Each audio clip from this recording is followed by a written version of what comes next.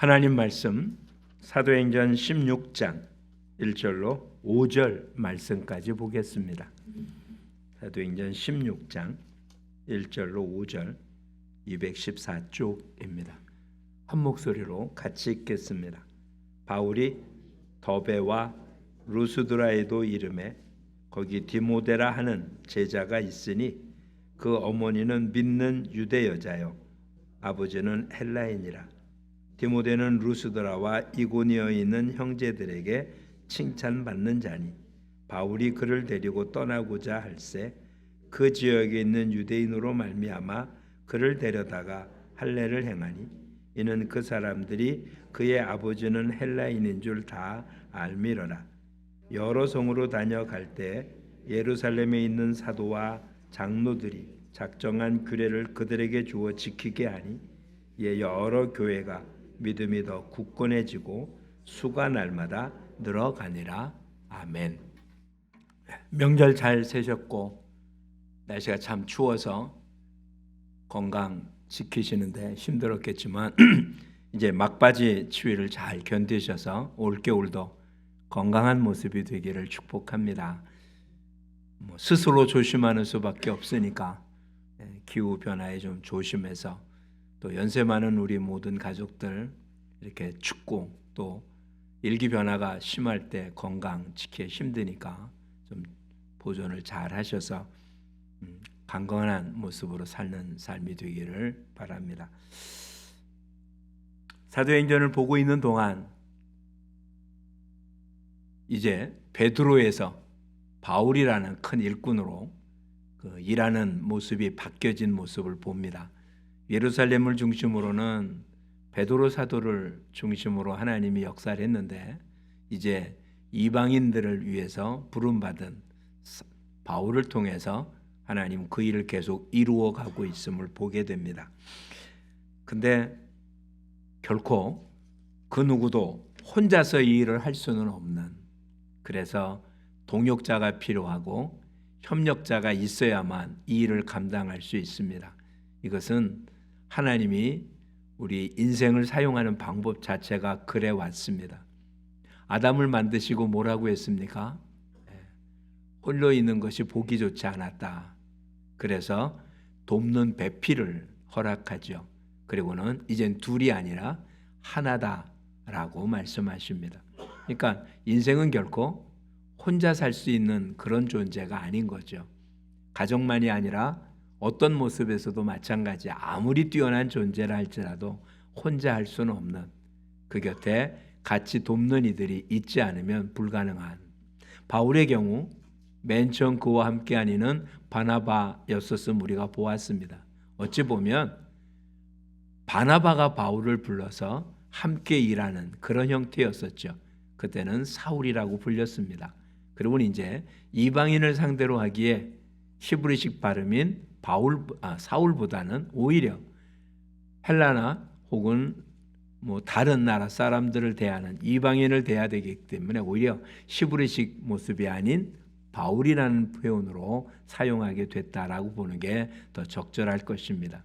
그런 바나바와 바울이 우리가 지난주 살펴보았던 것처럼 크게 다투어서 서로 갈라선 모습을 보았습니다. 그리고 지난주에 우리 살펴보진 않았지만 그렇게 갈라선 그들에게 어떠한 일이 있습니까? 바울은 40절 신라를 택해서, 역시 혼자가 아니죠. 다른 데는 실로아노라고도 표현되는 신라와 함께 사역을 계속하고 있습니다. 그러니 언제나 협력자가 없으면 아니 되는 모습이었습니다. 그렇다면 오늘 이 시간, 오늘 말씀을 깊이 살펴보기 전에 우리 자신을 한번 돌아볼 수 있기 바랍니다. 나에게는 이렇게 누군가 나를 협력해주는 그런 협력자가 내 곁에 있는지, 또 나는 누구를 이렇게 돕는 자인지. 처음에는 바나바가 오히려 앞섰고 바울이 그를 돕는 자 형태로 일을 시작했지만 점점 바울이 더 큰 사역을 하고 바나바가 그를 돕는 자의 역할을 했습니다. 그리고 이제 둘이 갈라지게 되자 바나바는 마가와 함께 떠났고, 그리고 바울은 실라와 함께 갔다라고 되어 있습니다. 그러니 오늘 저와 여러분도 누군가의 도움이 없으면 안 되는 사람인가 동시에 또한 누군가를 돕는 사람이라는 사실이잖아요. 만약에 이런 관계가 이루어지지 않는다면 우린 참 외로운 사람입니다. 그리고 참으로 자신에게 주어진 모든 능력을 마음껏 활용하지 못하는 사람이 되는 거죠. 그러니 지금이라도 한번 곰곰이 생각해 보시죠. 나를 돕는 사람은 내가 만들 수는 없잖아요. 그렇죠? 나를 돕는 사람은 내가 만들 수 없지만 나는 누구를 도울 수 있는 사람으로 움직일 수 있잖아요. 그러니 오늘 내가 누구를 돕는다면 하나님은 내가 필요할 때 나를 돕는 자를 반드시 붙여줄 것입니다. 그러니 오늘 한번 잘 생각해 보시죠. 나는 과연 누구를 도울 수 있는지. 겉으로 드러날 수도 있고 드러나지 않을 수도 있습니다. 근데 이와 같은 돕고 돕는 이와 같은 사슬로 얽매여 있지 않다면 그 공동체는 오래가지 못할 것입니다. 그 가정도 역시 오래가지 못할 거고요. 그런 사회는 역시 오래가지 못할 것입니다.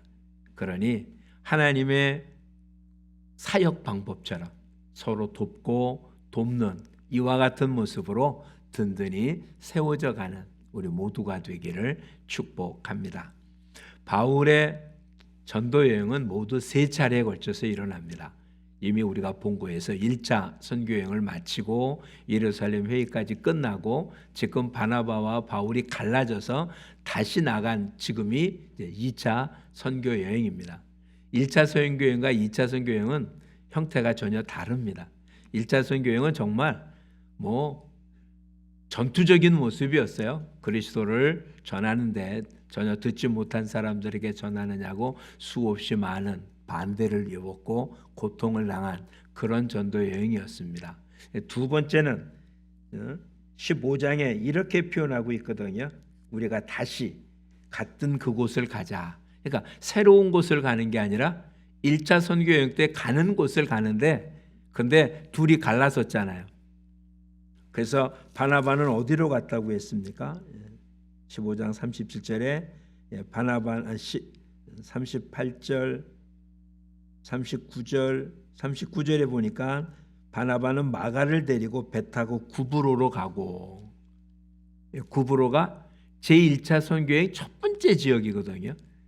그러니까 바나바는 제일 처음 선교했던 코스를 따라서 간 것만 기록하고 그 이후에는 바나바는 기록이 없습니다. 바나바가 사역을 안 했다는 이야기가 아니라 이 다음의 사역의 이야기는 바울의 사역만 기록이 됐기 때문에 그렇습니다. 그리고는 바울은 지금 어디로 갑니까? 바울은 신라를 데리고 수리아 길리기아를 다니고 오늘 본문에 의하면 루스드라라잖아요.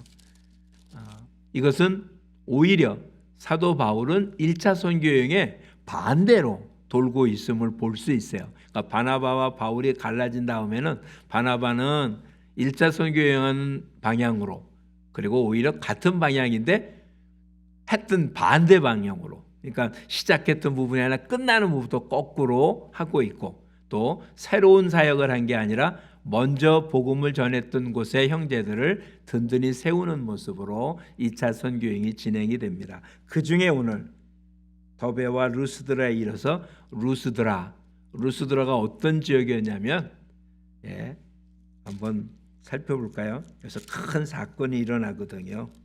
루스드라에서 병자를 고치자 사람들이 그를 신이라고 해서 아주 큰 일이 일어났던 14장 8절에 보면 루스드라에 발을 쓰지 못하는 자가 있어서 걷지 못했는데 바울이 내 발로 일어나 걸어라 해서 걸었더니 사람들이 이 사람은 신들이 사람의 형상으로 나타났다라고 해서 아주 소동이 일어났고 억지로 그를 하지 못하게 했던 그런 일.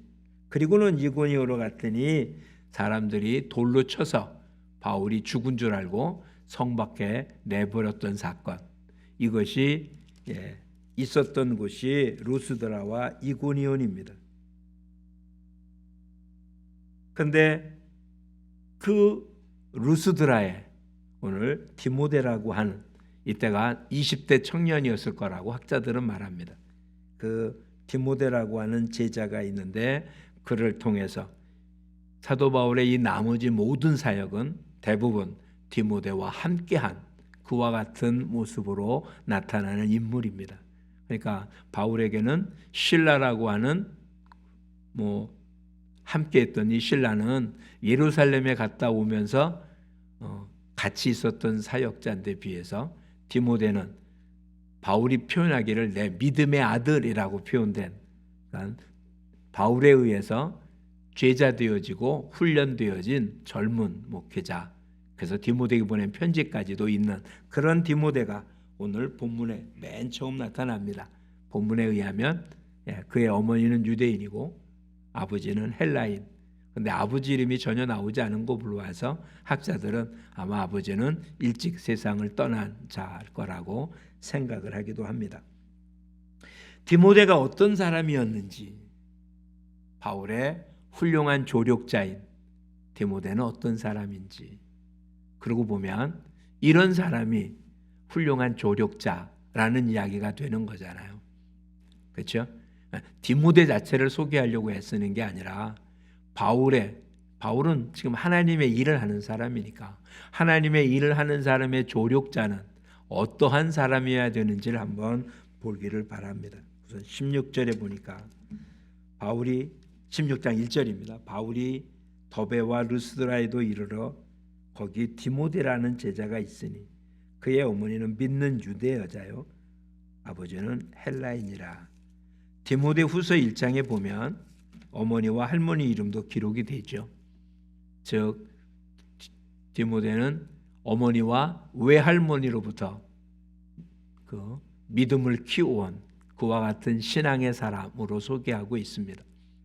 왜 어머니에 대한 얘기를 이렇게 강력하게 표현하고 있을지 한번 살펴보면, 지금도 유대인들은 어머니를 중심 여깁니다. 왜냐하면 아브라함의 후손 중에 하갈의 자녀는 유대인이 아닙니다.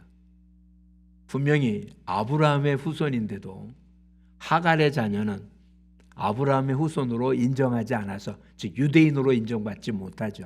그래서 유대인들은 어머니의 혈통을 굉장히 중요하게 여깁니다. 어머니의 혈통을. 그래서 모계사회는 아닌데 어머니가 누군지는 대단히 중요해요.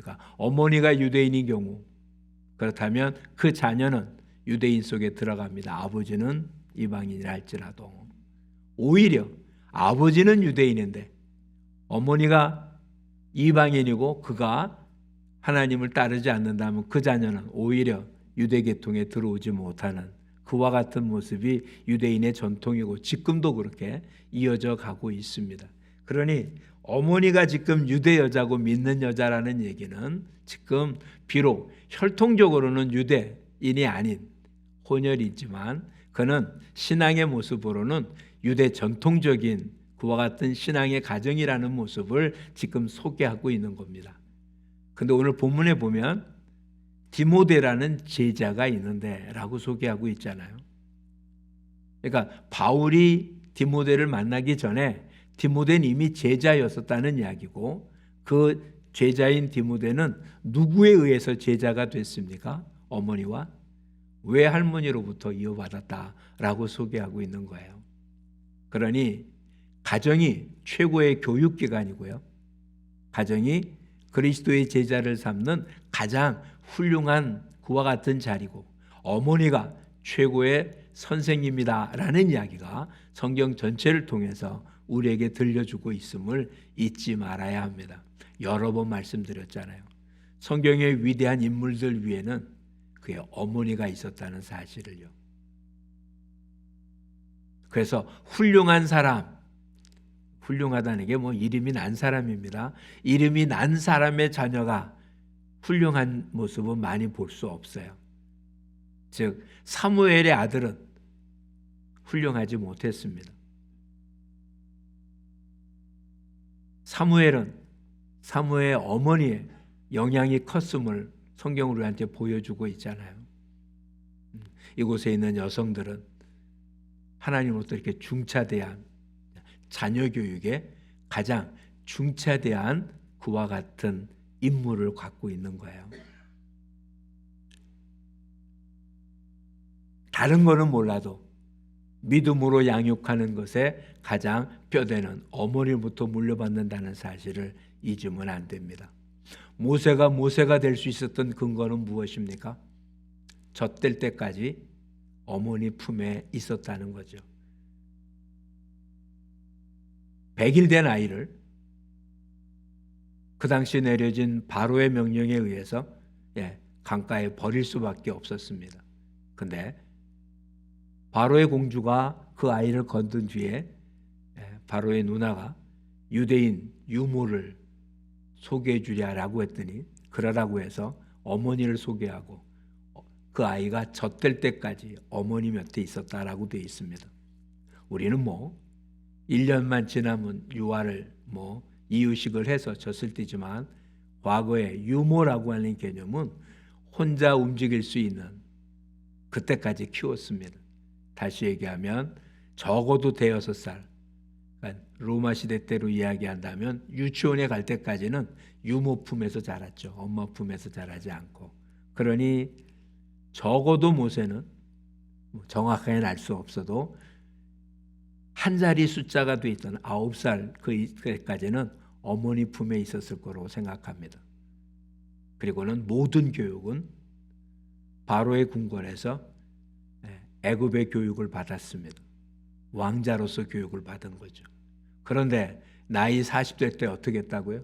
자기 동족을 돌보려고 30년 동안이나 애굽의 모든 교육을 바로의 궁궐에서 자란 모세인데 그는 10살 미만 동안 엄마 품에 있었던 그 모습, 그 교육을 그는 떠나지 않은 거예요. 이미 늦은지는 몰라도 어머니는 자녀 교육을 끝내 놔서는 아니 됩니다. 왜냐하면 생명에 관한 것이기 때문에 그렇습니다. 디모데는 어떤 사람이냐? 부모로부터 신앙 교육을 잘 받은 자라는 얘기입니다. 누가 이런 조력자로 하나님의 일을 할 수 있는 디모데와 같은 사람이냐?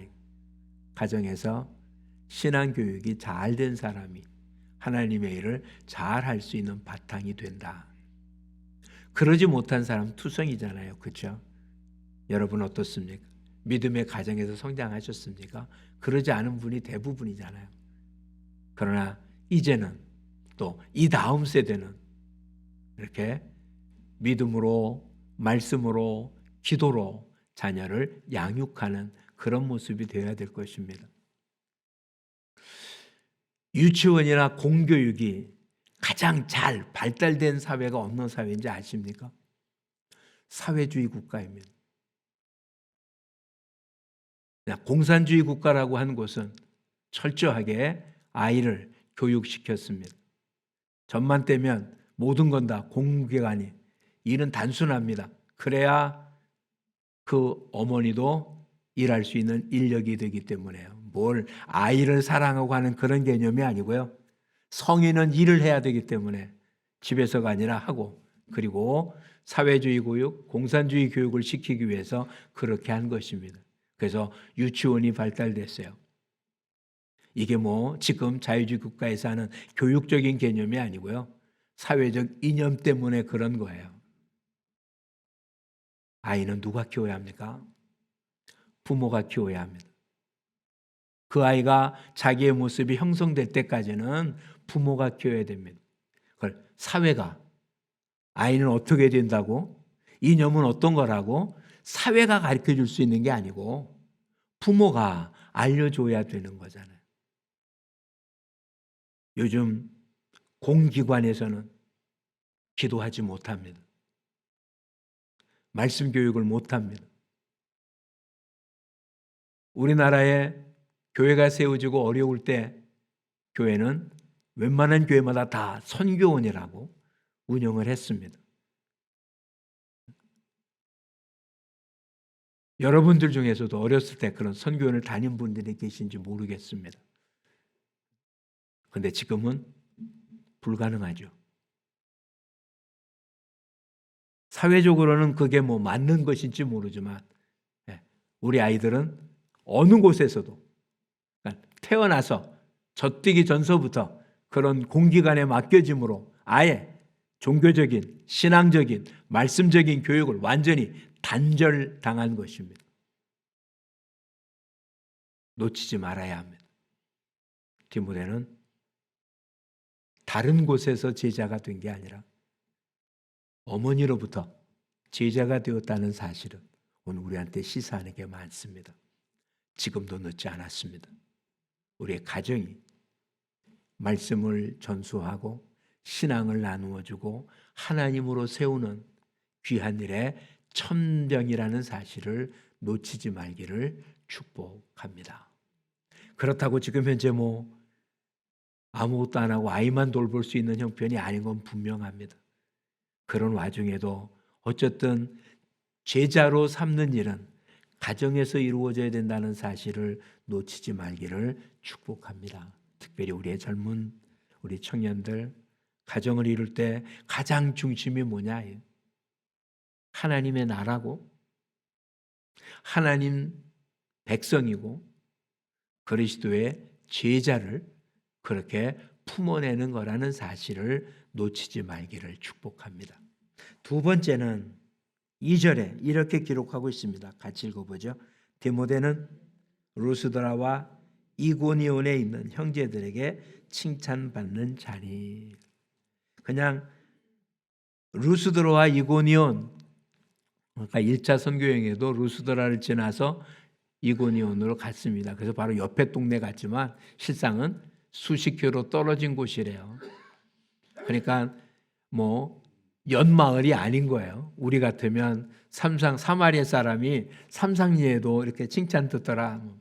사마리아 사람이 저기 장흥 면사무소에 있는 사람이, 그러나 지금은 몰라도 과거로 얘기한다면 사마리 사람이나 저 일령리 사람이나 삼상초등학교 다니기는 마찬가지였잖아요. 그렇죠? 또 여기 다녔다면 저 의정부에 학교 다니기도 마찬가지였을 테니까 이 지역은 같은 지역인데 만약에 사마리아에 있는 사람이 저쪽에 원당이나 화정에 있는 사람한테 칭찬 듣는다? 이건 좀 아니지 않아요? 그렇죠? 어떤 같은 길의 인목도 아닌, 근데 어떤 사람이라고요? 무엇 때문인지는 알 수 없지만 디모데는 어떤 사람이었다? 칭찬받는 사람. 물론 형제들에게라고 돼 있으니까 이게 루스드라와 이고니온에 있는 모든 사람들이라는 개념이 아니고요. 그리스도인들에게 칭찬 듣는 사람이라고 봐야 되겠죠. 형제들에게 칭찬 듣는다. 그래도 쉬운 얘기는 아닐 겁니다. 자, 6장에 의하면 집사를 선출할 때도 어떤 사람을 선출하기로 합니까?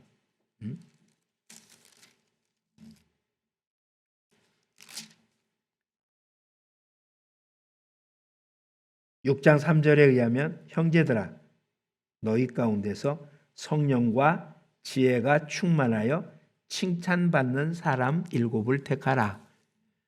초대교회 처음 집사를 택할 때 그 택함의 근거가 성령과 지혜가 충만하고 형제들에게 칭찬받는 사람이 교회 일꾼으로 선출을 받았습니다. 그런 것과 똑같은 선상에서 지금 디모데도 제자가 되고 바울의 동역자가 되어지는 그 근거 중에 하나가 뭐라고요? 칭찬받는 자였다라는 거예요. 무엇로 칭찬받는지에 대한 개념은 없어요. 아마 이 사도행전을 쓰고 이 사도행전을 처음 받았던 성도들은 이 칭찬 듣는다는 이야기만 갖고도 다 공감할 수 있었기 때문에 이 말 한마디로 다 통용이 됐을 것 같아요. 그냥 우리식으로 한번 생각해 보겠습니다. 우리는 어떤 사람을 칭찬합니까? 각자 칭찬할 수 있는 어떤 다르겠지만 그 그룹, 그 공동체가 칭찬하는 어떤 공통 분모는 있겠죠. 어떤 상황에 대해서는 다 칭찬하는. 그러니까 이건 시대마다 조금 다르니까 이 당시 칭찬 들었던 그대로 오늘도 우리가 칭찬한다는 이야기는 할 수는 없습니다. 물론 그렇게 칭찬했던 게 지금은 뭐 비난받는 일은 아니겠지만 그때보다 지금은 우리 굉장히 세분화되어서 옛날의 형태는 못 될지 모릅니다. 그러나 중요한 건 하나님의 일꾼은 어떤 사람이라고요? 많은 사람들에게 인정을 받는 사람이다. 이런 이야기예요. 우리는 그런 사람들 있잖아요. 일은 잘하는데 정말 일은 잘하는데 그래서 많은 결실을 얻고 그러는데 꼴 보기 싫은 사람. 그렇죠? 제가 굉장히 말을 순화시킨 거예요. 여기에 좀 더 심하게 표현을 했어야 되는데 그래도 이 자리에서 그렇게 표현할 수 없어서 그냥 꼴 보기 싶다는 표현을 했습니다. 충분히 그런 사람 있죠. 정말 흠잡을 데 없는데 가까이 가기는 싫은 사람.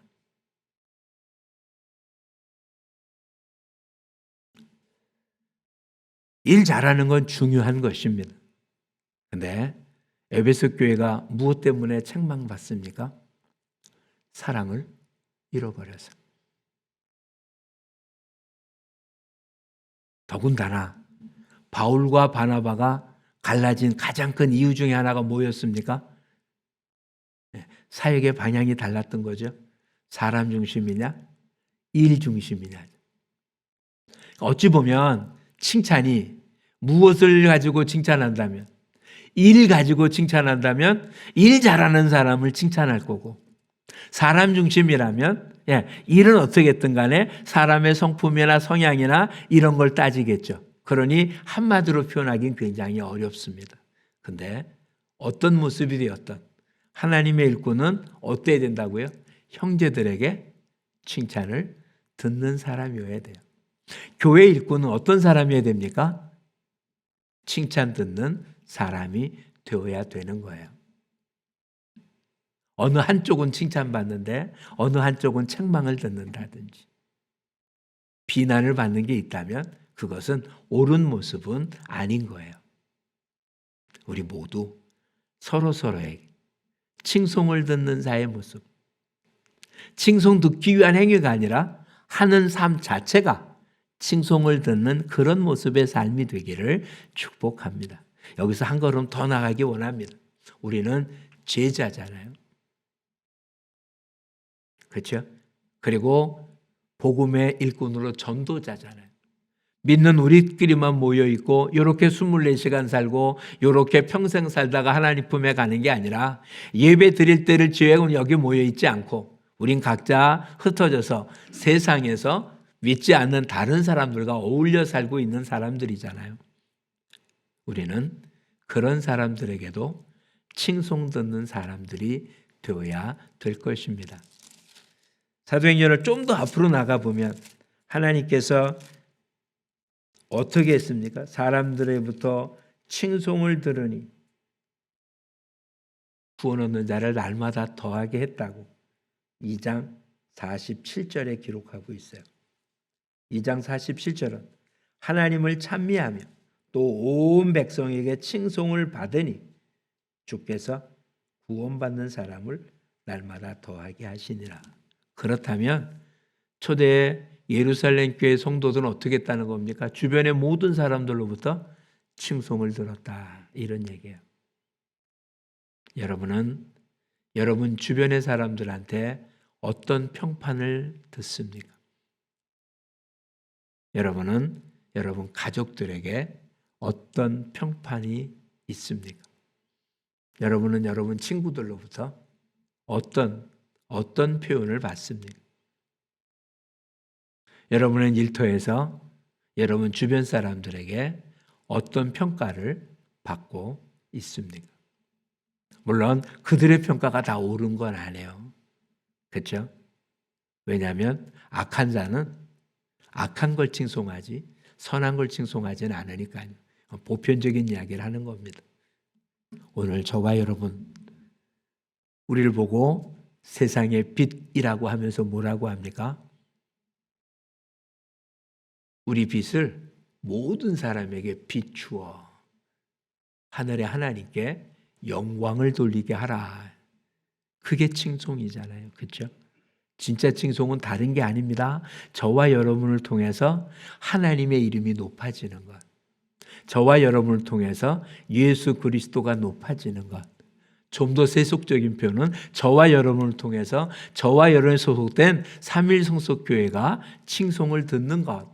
이게 제자의 삶의 모습이고 그런 사람이 동역자인 거예요. 그래서 그 상품하고는 아무런 관계도 없는, 상품의 가치하고는, 상품의 질적인 요소하고는 아무런 관계가 없는 광고로 나온 모델이 어떤 모습이냐에 따라서 상품이 팔리고 안 팔리고 하는 것을 우리는 봐야 돼요. 즉 우리가 어떤 행동을 한다고 해서 예수 그리스도의 복음의 질이 바뀌지는 않습니다. 우리가 정말 많은 사람에게 칭송을 들으니까 복음의 질이 높아지고 우리가 사람들한테 욕먹으니까 복음의 질이 나빠지고 전혀 그러지 않습니다. 누가 광고를 하느냐에 따라서 그 품질 자체가 변하지는 않습니다. 그런데 누가 광고하느냐에 따라서 그것이 어떻게 소개되어지느냐는 차이가 큽니다. 우리로 인하여 복음의 질이 바뀌지는 않습니다. 우리가 잘한다고 복음의 질이 높아지고 못한다고 복음의 질이 나빠지지는 않습니다. 그런데 우리가 못하면 복음이 전파되는데 많은 어려움을 겪게 되고 우리가 잘하면 복음이 증거되는데 많은 도움이 되는 것은 분명합니다. 제자들이 칭송을 들음으로 그리스도의 복음이 확장된 게 아니고요. 그 질이 높아진 게 아니고요. 그가 칭송 들음으로 복음이 많은 사람들에게 증거되어진 거거든요. 그러니 오늘 저와 여러분이 그리스도인으로 산다는 건 삶의 자리에서 하나님을 높이는 일은 다른 게 없습니다. 이제 여러분 있는 그곳에서 칭송 듣는 자들이 되기를 축복합니다. 그것이 하나님의 일을 하는 최고의 협력자인 거예요.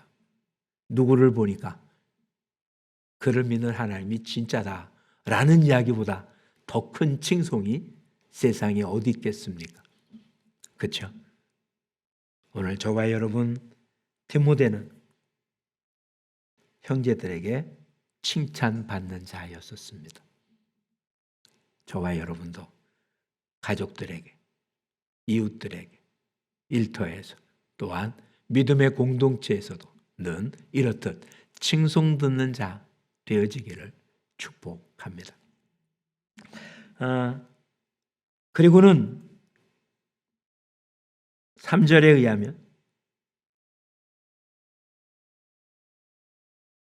바울이 그를 데리고 떠나고자 합니다. 이제 바울이 직접 디모데를 택해서 함께 가려고 하는데 그 지역에 있는 유대인으로 말미암아 데려다가 할례를 받았다. 이유는 단순하죠.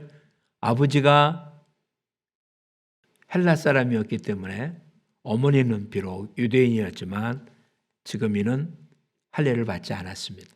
네, 이 문제는 이미 예루살렘 교회에서 정해진 얘기했잖아요. 그렇죠? 이방인들이 예수 믿는데 다른 어떤 조건도 달지 말자.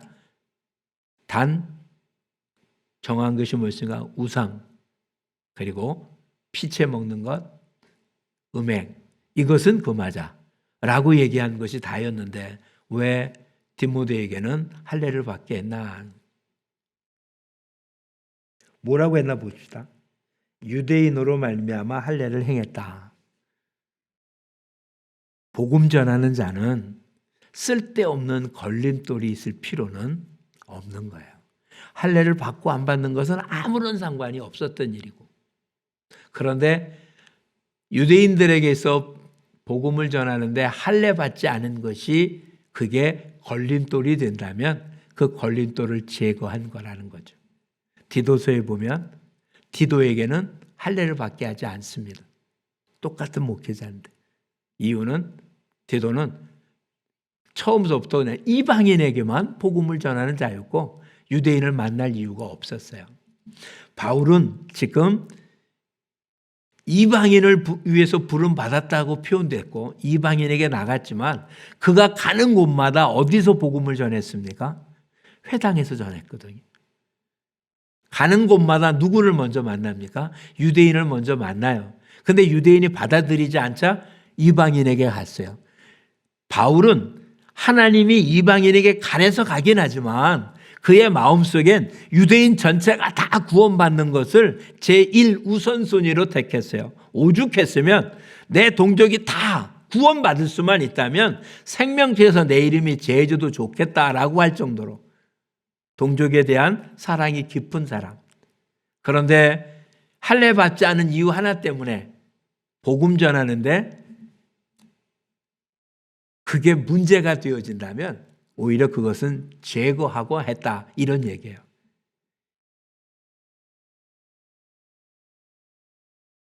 할례를 받고 안 받는 건 중요한 게 아닌데 이건 아무런 문제가 안 되는데 오히려 복음 전하는데 걸림돌이 되는 것은 오히려 반대쪽에 있는 사람, 할례를 받을 필요가 없다고 강력하게 주장하는 사람들에 의한다면 지금 바울은 욕먹을 짓을 한 거잖아요. 네, 그런 것을 감수하면서도 바울은 이 일을 진행합니다. 왜요? 복음 전하는 게 훨씬 더 중요하기 때문에. 사도 바울은 이렇게 표현합니다. 자기는 율법 아래 있지 않지만 율법에 속한 자처럼 사는 이유는 율법 가운데 있는 사람을 건지기 위해서.